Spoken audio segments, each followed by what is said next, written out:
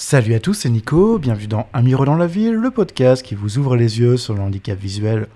Aujourd'hui, on va parler cinéma. On va parler cinéma et d'audio-description, surtout parce que déjà, dans un premier temps, on m'a fait la remarque, mais Nico, ton podcast, il s'inspire quand même beaucoup en termes de nom d'un film, et t'as jamais parlé de cinéma. Je sais pas, oui, effectivement, ça fait 1 an et demi que le podcast s'est lancé à peu près, et je n'ai pas encore parlé de cinéma. Donc aujourd'hui, ça va être fait. Donc j'ai décidé en premier épisode de vous parler de mes dernières expériences au niveau du cinéma. Et ces dernières expériences, elles sont faites avec l'application Greta. Greta, donc c'est une application qui permet d'avoir les films audio décrits au cinéma.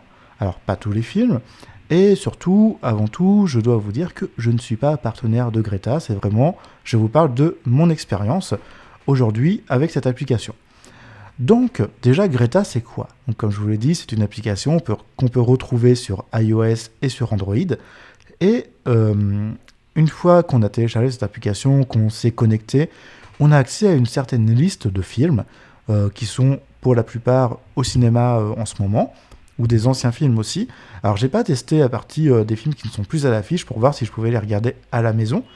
Mais en tout cas, sur les films à l'affiche, par exemple, là, j'ai prévu d'aller voir Predator qui est sorti hier, parce que j'enregistre là, le jeudi matin. Je suis un peu en retard sur ma production, mais ça fait la 3e fois que j'enregistre parce que j'ai des soucis d'enregistrement.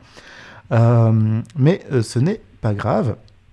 Donc en soi, Greta, donc une fois que j'ai installé l'application, que je suis connecté, tout ça, je vais choisir un film dans la liste et je vais pouvoir télécharger la piste audio décrite de ce film. Alors, et pour revenir donc sur l'historique de Greta, c'est une application qui commence à dater un petit peu, qui avant avait quelques films audio décrits, qui s'était pas mal étoffé avec les années, mais c'était quand même un nombre de films assez limité. Je crois que dans mes souvenirs, il y en avait une 50aine à peu près quand j'ai regardé. Et en fait, on pouvait les écouter n'importe où. Dès qu'on avait le film à la maison, hop, on lançait par exemple le film sur la télé, on lançait Greta, la piste se synchronisait et on avait notre piste audio décrite sur le téléphone. Donc on branche les écouteurs dessus et comme ça on peut regarder avec toute la famille le même film. Eux ont une version normale à la télé, nous on a la version avec la piste audio décrite en plus dans nos oreilles. Alors bien sûr, ça implique de ne pas avoir des écouteurs qui vont masquer tous les sons extérieurs. Parce que forcément, la piste que Greta nous lit, ce n'est que la piste audio décrite. On n'a pas le son du film. On n'a vraiment que la voix de l'audio-description. Et donc si on avait des écouteurs qui nous coupaient du reste du monde, on n'entendrait pas ce qui se passe sur notre télé. Il y a environ à peu près 1 an, je dirais, je crois que c'est ça, un peu plus d'1 an, Greta, ils ont changé leur manière de faire, en tout cas en France.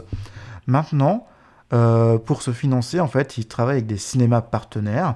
Donc tout cinéma peut devenir partenaire de Greta. Ça, il n'y a pas de souci. Je ne connais pas les tarifs. Ne me demandez pas si vous êtes gérant de cinéma. Mais rapprochez-vous de Greta, que c'est une solution qui fonctionne quand même plutôt bien. Et donc maintenant, il faut donc, quand on va sur la fiche d'un film, par exemple, on va reprendre l'exemple de Predator, on va sur le film, on va dire qu'on veut télécharger la piste audio décrite, on va devoir choisir un cinéma proche de nous. Il y a un petit sélecteur de distance. Moi, j'ai l'impression qu'il ne fonctionne pas chez moi. Parce que même quand j'augmente, il n'y a pas d'autres cinémas qui s'ajoutent. Soit il n'y a pas du tout de cinéma autre que le Place de Loire à Orléans qui est partenaire, mais j'avais vu croire le cinéma de Saran qui est au nord d'Orléans. Enfin bon, passons. Donc je choisis mon cinéma partenaire, ça télécharge la piste audio décrite, et donc du coup, par contre, elle sera verrouillée. Ça sera verrouillé le temps que je ne suis pas arrivé au cinéma. Parce que ça sera que seulement quand je serai localisé au cinéma que ça va déverrouiller la piste. Alors moi, ce que j'ai fait à chaque fois, c'est qu'avant de rentrer dans le cinéma, par exemple quand je suis devant les portes vraiment de l'enceinte du bâtiment, à l'extérieur, je lance Greta, je l'ouvre pour qu'elle voit que je suis bien localisé à côté du cinéma pour qu'elle déverrouille la piste. Parce que des fois, une fois qu'on est rentré, c'est tout à fait possible que le GPS ne fonctionne plus du tout à l'intérieur. Donc ça, c'est la petite chose à faire. Et surtout aussi, ne téléchargez pas vos pistes 4 jours en avance, parce que du coup, moi j'ai eu la désagréable surprise qu'en fait il a fallu la retélécharger. Alors ça prend pas très très longtemps, mais il faut quand même la retélécharger. Donc ça c'est Greta, la manière dont ça fonctionne, c'est assez simple. Et puis une fois que vous allez arriver à votre place dans votre salle de cinéma, vous allez brancher vos écouteurs, vous allez ouvrir l'application Greta, retourner sur votre fiche du film, et là, vous allez cliquer sur lecture. Et en fait, vous allez entendre un pong-pong, pong-pong, pong-pong. Et en fait, ça c'est le petit bruit que Greta, du coup, est en écoute et en attente de synchronisation avec la piste du film. Alors, vous pouvez le faire à n'importe quel moment dès que vous êtes assis. Après, voilà, faites-le le plus tard possible, juste avant que le film commence. Comme ça, au moins, vous n'allez rien rater. Et surtout, ça synchronise en quelques secondes, une fois que la piste du film est détectée par l'application. Donc, elle utilise bien sûr le micro. Donc, il faut autoriser l'application de Greta à utiliser le micro du téléphone, sinon ça ne marchera pas. Et une fois que vous avez fait tout ça, eh bien, la piste se synchronise et votre description est lancée. Donc ça, c'est parfait, c'est le mode de fonctionnement de Greta, c'est assez simple. L'application est plutôt correcte. Quelques petites choses à redire quand même sur la façon dont c'est dit en termes d'accessibilité. Des fois, c'est pas toujours extrêmement clair. Je trouve il y a des boutons qui sont vus comme un bouton et qui sont pas vraiment un bouton. Des fois, il y a des boutons qui sont vus en double. Donc, il faut cliquer sur le bon. Mais une fois qu'on a le truc, ça va. Ça, c'est des petits retours à faire à Greta que j'hésiterai pas à leur refaire. Ensuite, je vais vous parler de mes 2 expériences que j'ai eues avec Greta jusqu'à maintenant. Donc, j'ai été voir le film Tron Ares il y a quelques semaines. Et là, tout a bien fonctionné. Vraiment, j'ai fait comme je vous ai dit précédemment. La description se lance très très bien. Seul petit bémol. Alors, le film était un peu long et j'étais dans une salle très très bien sonorisée. Et le cinéma, des fois, le son est un peu fort. Et donc, du coup, j'ai dû monter aussi très fort la piste audio-décrite. Donc, ça nuit un peu à l'expérience parce que, au bout d'un moment, trop de son. Mais le film est aussi fait comme ça. Donc, là-dessus, c'est pas forcément trop un problème. Mais juste, ce qui n'était pas évident, c'est de se concentrer sur les 2 flux sonores qui arrivent de 2 endroits différents. Vous avez à la fois votre piste audio-décrite dans les oreilles et le son tout autour de vous des haut-parleurs du cinéma. Donc, clairement, sur un film qui dure 1h30, ça va. Sur un film de 2h, 2h20, ça commence à un petit peu fatiguer. Mais sinon, en soi, pas de soucis, tout s'est bien déroulé. D'ailleurs, en plus, à la fin, le générique est dit. Donc du coup, c'est super chouette. J'ai pu avoir accès aux différents acteurs, aux réalisateurs, enfin à toutes les infos moi que j'aime bien aussi avoir. Et on va passer à ma 2e expérience qui s'est là beaucoup moins bien passée. J'ai eu 2 soucis en fait sur ce film. Donc c'est sûr, j'étais voir le film Springsteen qui parle du coup de la création de son album dans les années, je crois, 80, si je ne veux pas dire de bêtises. Et en fait, donc, très très bon film, moi j'ai adoré. En plus, j'adore les styles biopiques, donc vraiment, ça c'est quelque chose que je l'ai beaucoup aimé. Donc, je lance le téléchargement d'API sur audio-décrite. C'est là que j'ai vu que j'avais fait 2-3 jours en avance. En fait, j'ai dû le télécharger le jour même. Donc, petit conseil, téléchargez vraiment avant de partir au cinéma. Faites-le chez vous, le jour où vous allez à votre séance. Ensuite, ça s'est bien synchronisé, tout ça, aucun souci.